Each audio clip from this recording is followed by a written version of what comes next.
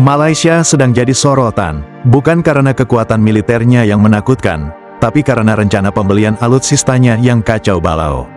Dari helikopter bekas yang disebut peti mati terbang, kapal serbu dengan harga janggal, sampai sistem pengadaan yang penuh tanda tanya. Apa sebenarnya yang terjadi di balik layar pertahanan Malaysia tahun 2025 ini? Mari kita kupas tuntas. Kritik datang bukan hanya dari rakyat, tapi bahkan langsung dari Raja Malaysia sendiri. Sebuah hal yang jarang terjadi, sang raja, yang biasanya hanya tampil sebagai simbol persatuan bangsa, kali ini turun tangan, dan berbicara lantang. Seperti negara lain di kawasan Asia Tenggara, Malaysia ingin memperkuat militernya. Ancaman keamanan di Laut Cina Selatan, kebutuhan menjaga perbatasan darat dengan Thailand, dan operasi dalam negeri melawan terorisme, semuanya menuntut modernisasi alutsista. Apalagi dengan meningkat pesatnya alutsista negara sejiran Indonesia membuat psikologis negara ini secara moral semakin terbebani. Namun, masalah klasik selalu muncul, keterbatasan anggaran, proses pengadaan yang berbelit, dan tuduhan adanya kepentingan kelompok tertentu. Tahun 2025, masalah ini mencapai puncaknya.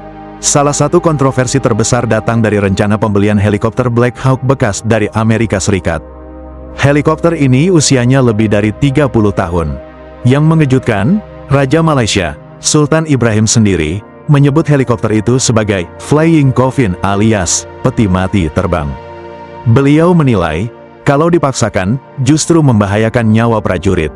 Kritik ini bukan tanpa alasan. Malaysia punya pengalaman pahit dengan alutsista bekas. Ingat kasus jet tempur Skyhawk dulu.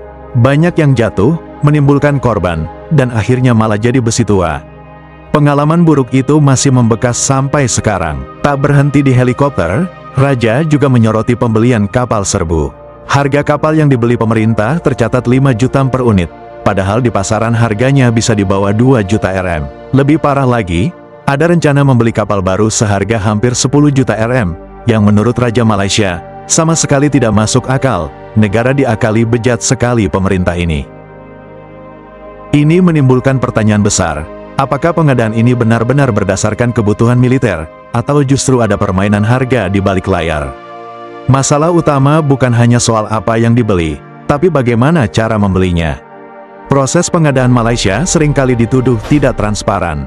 Agen atau pihak ketiga diduga ikut bermain, menaikkan harga, bahkan kadang menjual barang yang tidak sesuai kebutuhan.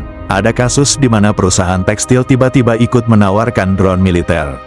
Ironis bukan? Negara apa ini, Cok? Raja Malaysia menegaskan bahwa pengadaan harus berbasis kebutuhan nyata, bukan sekadar rekomendasi agensi atau kepentingan segelintir orang. Setelah kritik tajam dari Raja, Perdana Menteri Anwar Ibrahim akhirnya turun tangan. Pemerintah mulai mendorong sistem pembelian langsung antar negara, atau government to government, G2G. Tujuannya jelas, mengurangi biaya perantara, memastikan transparansi, dan menghindari skandal yang bisa merusak citra militer.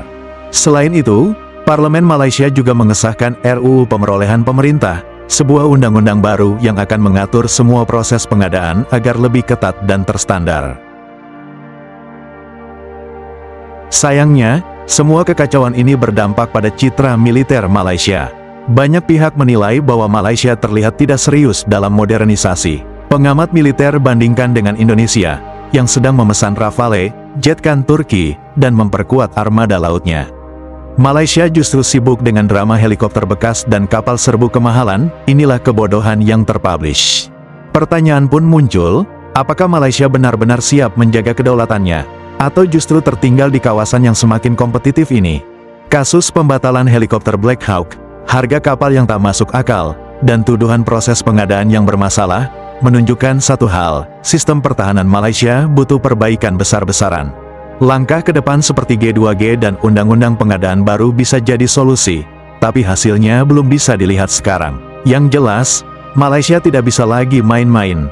Sebab di tengah ketegangan Laut Cina Selatan dan persaingan dengan negara tetangga, kekuatan militer bukan sekadar gengsi, tapi soal bertahan hidup.